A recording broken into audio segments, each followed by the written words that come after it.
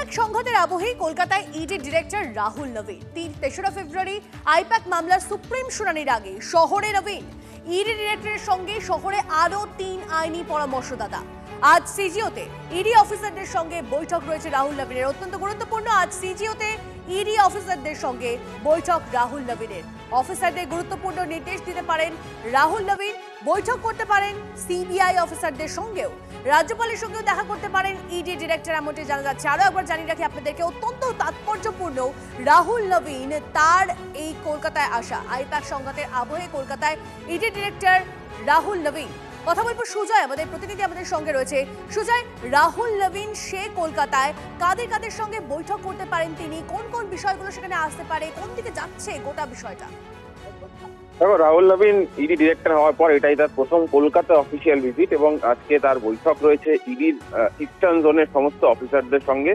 এবং যেটা জানা যাচ্ছে সূত্র মারফত, আজকের বৈঠকে মূলত যে বিষয়টা গুরুত্ব পেতে চলেছে সেটা হলো আইপ্যাকের ঘটনা। আইপ্যাকের তল্লাশিতে গিয়ে যেভাবে ইডি অফিসারদের হেনস্থা হতে হয়েছিল,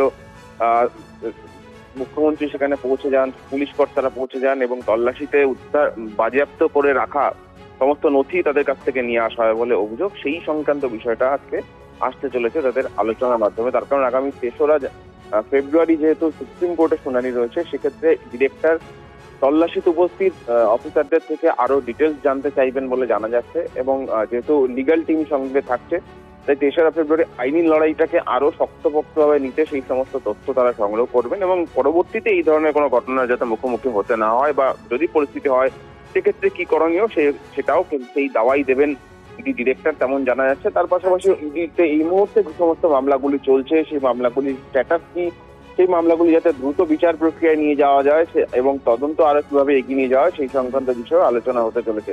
তবে আইপ্যাকে তল্লাশি ঘটনার পর এবং সুপ্রিম কোর্টে মামলার আগে ডিরেক্টরের কলকাতায় আসা এবং এই বিষয়ে আলোচনা যথেষ্টই তাৎপর্যপূর্ণ বলে মনে করা হচ্ছে।